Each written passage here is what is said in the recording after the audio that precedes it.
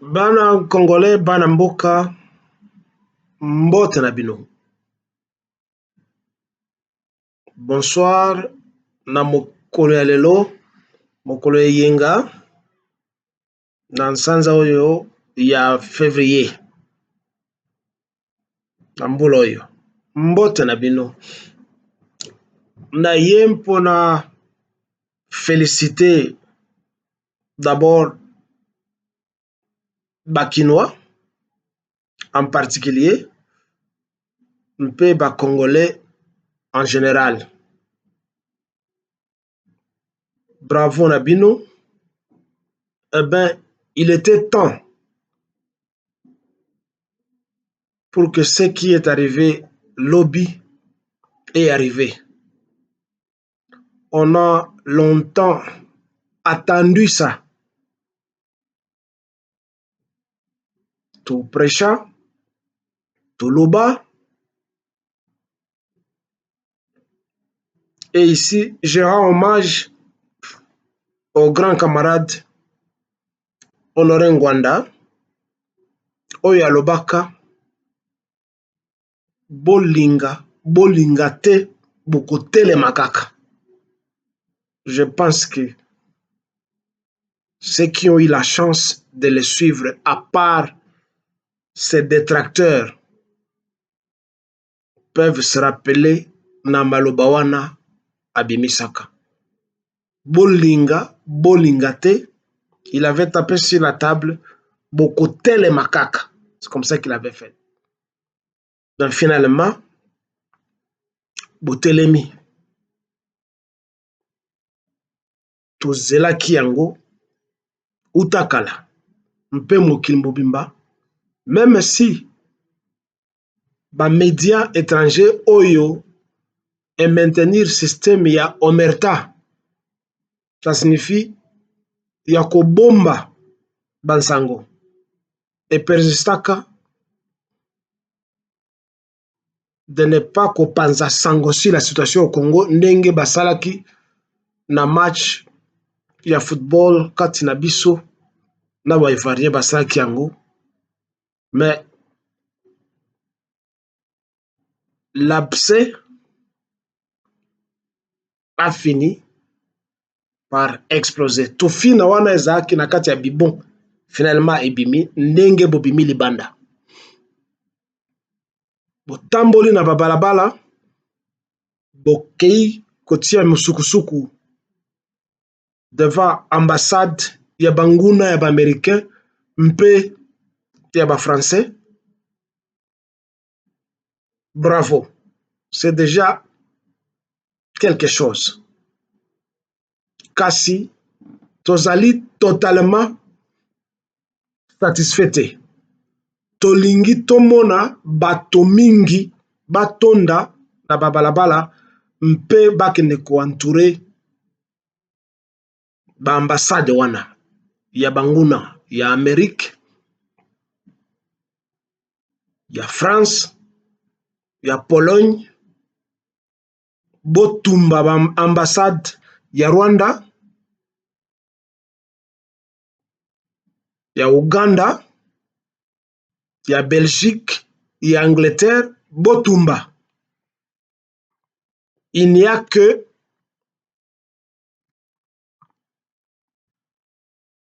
la violence que les violents comprennent. Bravo, et alors, bravo.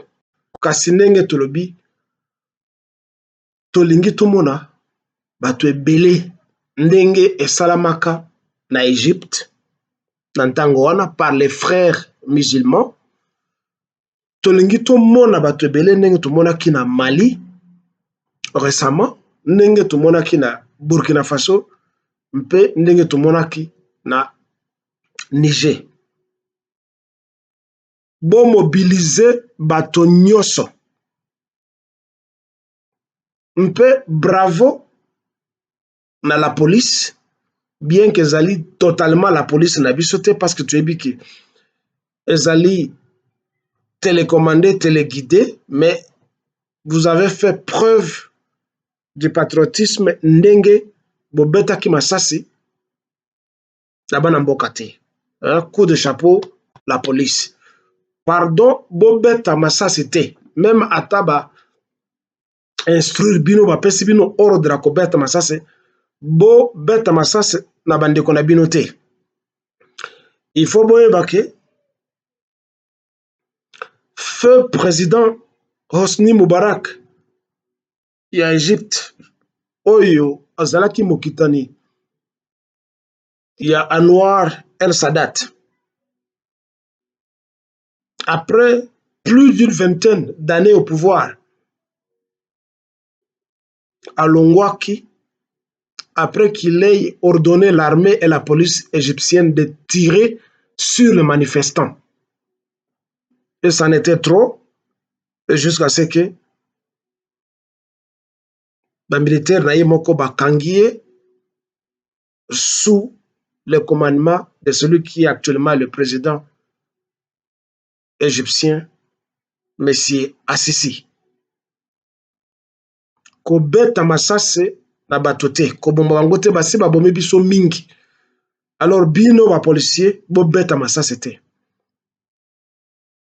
Ndenge bandi na Kinshasa tolingi pe esalama bipai nyoso. Partout où par exemple ba consulat na bango zali, partout où la société na bango zali viser leurs intérêts, la société na bango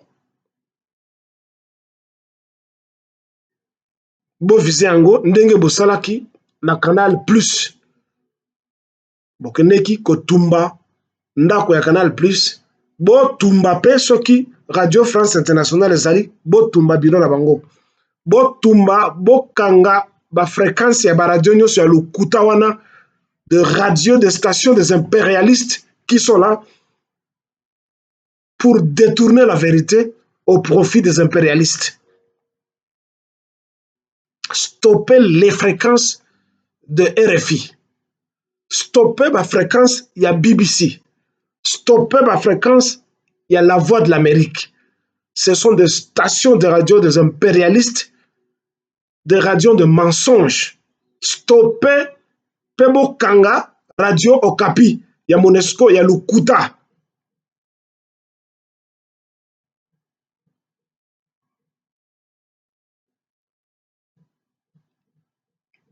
Bokita mingi mingi na balabala partout dans toutes les provinces. Que ça ne se limite pas seulement à Kinshasa. Toutes les provinces, Botelema, Ozaïr, Kivu, Katanga, nye wote musimame. Kuba konsila ya Belgique, ya France, ya Angleterre, Amérique, mwende kumanifeste kule, bozonga na ndako te, bofanda wana. Les autres, organisez-vous partout. Boye la kabato bazo la manifestation biloko kolia na mai pour qu'il soit là-bas pendant des nuits et des jours, avec même la presse étrangère, ce qui cette fois-ci bazali honnête, baya confirmer pe ba panza bilili wana mokili mobimba. Est-ce la kaka spontanéité une fois ba moni bino balabala pe esili? Non. Ça ne doit pas être un feu de paille. Et puis esili, non. Bofanda wana en permanence, comme on a fait na Nigeria, na Burkina Faso, bakangela ki ambassadeur na kati ambassade, ba yebisa ki abimani abimate, bakati bango moto, bakati bango mai. Et ils ont été sommés après des jours et des jours de quitter. Si on ne fait pas ça, toko gagner et tumbo yote. Tshisekedi, olobaki ozalaki mains et pieds liés. Voilà ce que yo population etelemi mpo appuyer yo. Comme ça, oyo signaka na bango ba accord wana ba monake ozali yo moko lisusu te. Que population ezali sima na yo, et alors c'est la population qui veut le changement. C'est le moment Pe kobanga eloko moko te ozali sous na prétexte te. Et puis bitumba et continuer na côté à est na côté nyonso oyo bitumba ezali et continuer kobanga eloko moko te. Toyebi ke ozali traître, toyebi yango. Toyebi yango. Mpo moto azali traître te aoki kotika ba frontière ouverte te pendant tout ce temps. Aoki kotika ba ambassade ya ba pays oyo ezo kosalisa Rwanda te ezala ouverte.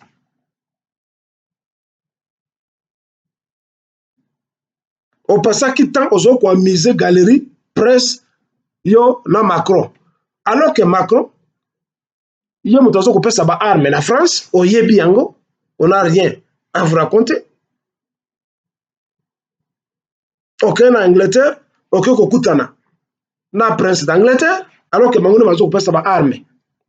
Mpe balingi batinda ba terroriste afghan baya na côté na biso. Ofongoleli roi de Belge tapis rouge aya pour préparer la candidature de Mukwege auti na Kisasa akena Lubumbashi akaiti na hôpital ya Panzi pour aller encourager candidat na bango ya tina te ya tufi ya nani ya Mukwege. Alors que arrière grand-père na ye Léopold II akataka biso maboko abomi bakoko na biso, mais vous n'avez pas développé un sentiment de revanche contre ce royaume de Belgique qui nous ont fait souffrir jusqu'aujourd'hui pendant des années et des années. Mobali ya ndenge nini, président ndenge nini oyo zali.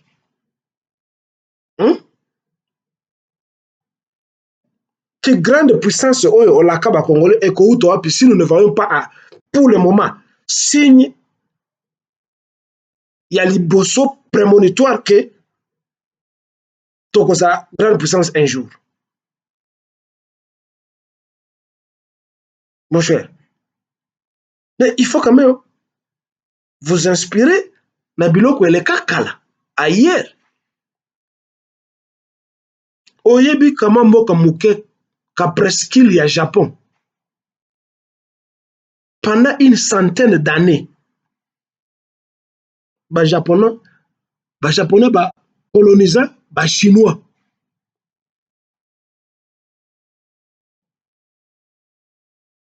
Mais grâce na leadership ya motomoko ya Mao Tse-tung qui s'était battu contre des corrompus et des leaders sponsorisés par les capitalistes, un type qui s'appelait Chiang Kai-shek, à Bengani, na mabele ya Chine mer, akei na île de Formose, na bato na ye. Pe kuna nde esukilaki akufaka pe kuna à cause ya traîtrise. Raison pour laquelle Chine ekangaka ma frontière na ye nyonso. On a parlé de la politique de l'autarcie. Pendant une quarantaine d'années, Chine akangaka ba frontière na ye. Moto abimate, moto akotate, n'entre que ceux-là qui venaient avec des investissements, baya ko signer ba contrat gagnant-gagnant, ou qui pouvaient amener la science et la technologie. Ce sont ceux-là qu'on permettait en Chine bakota, nantango ya Mao Tse-tung, au Mobutu akene kotala. Ce n'était pas n'importe quel aventurier qui arrive au Rubero, au Anthony Blinken, au ceci et cela. On ne voulait pas de ça. La politique de l'autarcie. Akangaka ba frontière, nyos. Et il a fait travailler les gens. Et puis il y avait un écrivain français qui s'appelait Alain Peyrefit.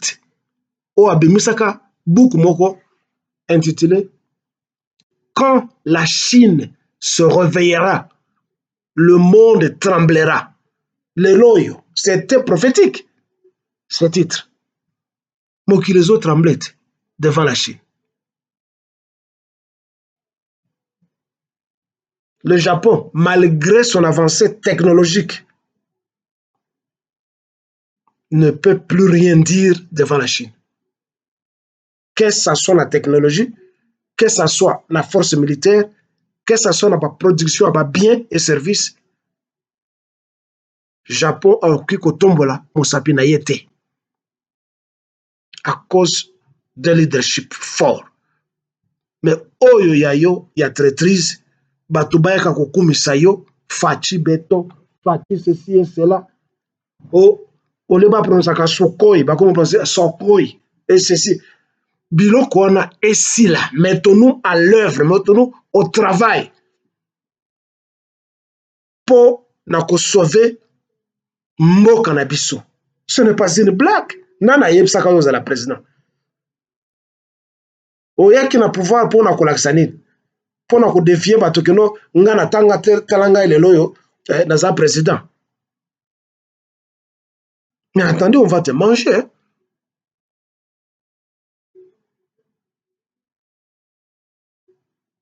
Et il ne faut pas blaguer avec via bato. Yo na clique na yo, bozali ko blaguer. Boko sakabato partout. Oh, Soko ils ont bombardé. Oh, oui, ça bombarde. Mais que ça est bombardé? Ceux-là qui se disent que bazalaki ba amina yo o bosineki na bango contrat. Je sais que okutaka ba contrat ba accord wana esika wana. Je sais que ezali bango basinaka ngo na politique américaine mbe alias Kabila parce que le M23 ezali mwana et politique kanambe, c'est lui qui a formé ces gens et qui a créé ce mouvement. Yope okuta kiango et parce que yemto apesa ki au pouvoir, opesa ki garanti qu'on continue nango. Mais soki ningi biso to yembe parce qu'il n'y a rien de caché. On ne veut pas vous demander que non yemsa biso ba secret parce que tout est mis en ni ba accord bo signa na ba M23. Et yebane, ça se trouve sur la toile. Ba accord yo signa yo na ba tutsi na ba Rwandais nyos pour appeler son pouvoir. Mais tout est bien. Je demande donc na ba Congolais bon se soumettre te na Félix que yene muto azo a décision toka nga frontière. Kivu mujo organiser nyepek. Ozaïr mujo organiser nyepek mukamata masilaha na mufunge mipaka ba frontière. N'attendez pas que Félix Haïfani, il ne va pas le faire. Parce qu'il a ses pieds et ses mains liés comme il a l'habitude de le dire. Et il ne veut pas se délier ses membres de son corps. C'est le moment où profiter de la population ezaliwana. Koboma population te. La population ezaliwana pour la sauver la situation oyo.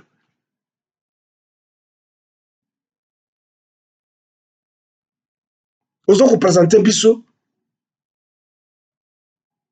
face comme si yomoto zali pour régner. Mais nous savons que pouvoir nayo au balou bazo comme ça zali pouvoir la façade. Ceux qui gouvernent et administrent le Congo sont dans l'ombre. Gouvernement est Tutsi, gouvernement est américain, na est français. Pourquoi gouvernement il y a eu c'est parce que les Tutsi bazo koyeb sayo dans ce gouvernement ozokoya, il faut qu'il y ait 6 à 8 ministres ou 10 ministres Tutsi. C'est pour cela que zoko traîner. Et puis biso toyebisio, nous ne voulons pas et plus voir de Tutsi dans le gouvernement. Montrez-nous quel est ce Congolais qui est ministre ou PDG dans la société dans le gouvernement de Rwanda. Il y a Ouganda. Il n'y en a pas. Pourquoi ils doivent être des ministres chez nous? Donc, les Congolais, à part l'ambassade, allaient aussi attaquer les Tutsis, les Rwandais, les Ougandais chez eux dans leur maison. Déloger-les.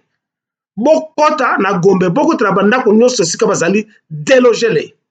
Pour que le Congo reste celui de Lumumba, de Kasavubu, de Kimpavita, de Kimbangu, de Pierre Moulele, de tous les martyrs congolais et de tous les Congolais qui luttent pour que la nation congolaise soit.